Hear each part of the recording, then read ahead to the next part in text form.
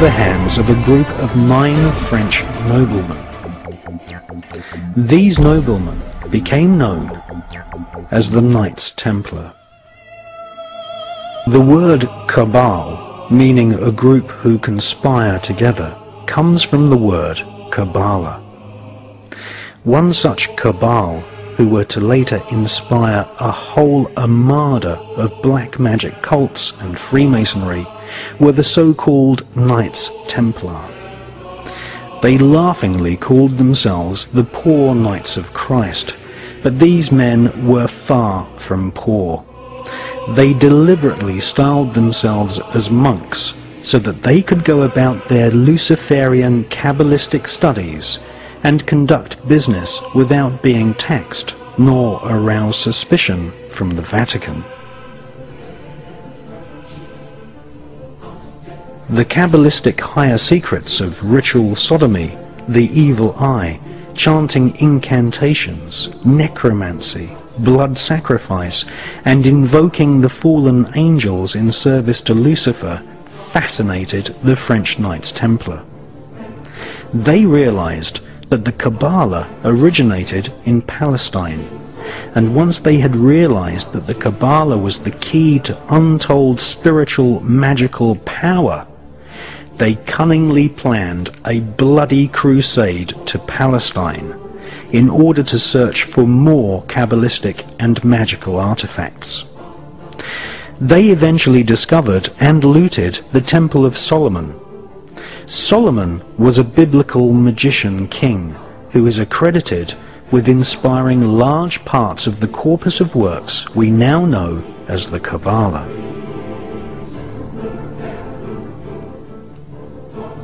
The Knights Templar arrived in Palestine with one main goal: to stop the Muslims from gaining any knowledge about the Kabbalah. The Knights Templar, once they had discovered the magical teachings of the Kabbalah, were dedicated utterly to destroying its origins so that they might hold its secrets exclusively. After 200 years of Kabbalistic magic and bloodthirsty crusades, wantonly murdering children, women, and engaging in ritualized sodomy, the French Knights Templar were rounded up, tortured, and executed. Many confessions told of the Knights Templar monks ritually sodomizing each other, invoking evil spirits, and implanting these spirits into animals such as cats. Various black magic artifacts were confiscated from castles owned by the Knights Templar, including silver caskets containing desiccated heads and skulls. The Knights Templar referred to these heads as Baphomets. They were placed at the center of a round table. Templars would then conduct a séance invoking the spirit of Lucifer to speak through the head. The most damning information exposed them as anti-Christs. Several Knights Templar confessed that the image of Jesus was spat upon and trampled during Kabbalistic rituals, a satanic tradition which is still practiced to this day at lodges of the Ordo Templi Orientis, which was once headed by Aleister Crowley. Many Knights Templar bribed their way out of prison and escaped to Scotland and the Mediterranean island of Malta.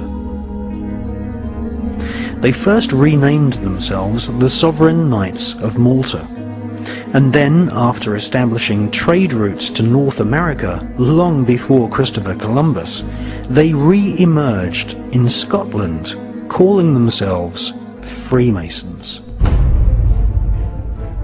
All versions of Freemasonry, Rosicrucianism, the Skull and Bones, the Palladian Rite of Freemasonry, Co-Masonry, Scottish Rite Masonry, the Ku Klux Klan, and Crowley's Ordo Templi Orientis are derived from the original Kabbalistic rituals of the Knights Templar.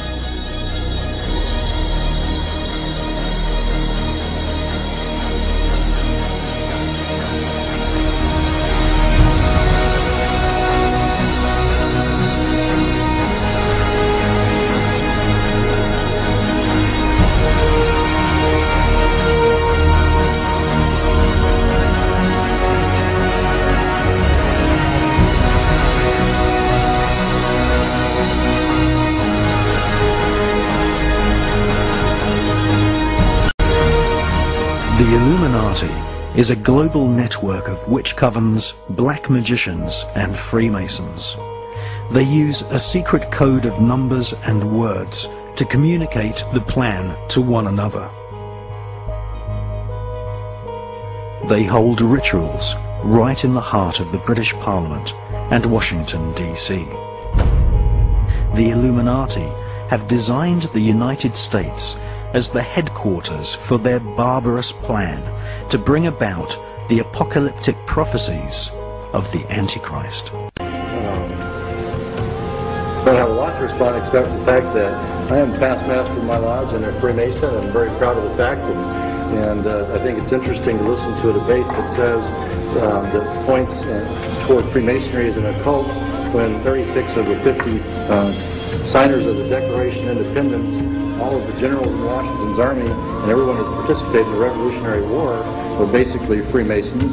And if you look at how the foundation of the country was put together, it's on Masonic principles.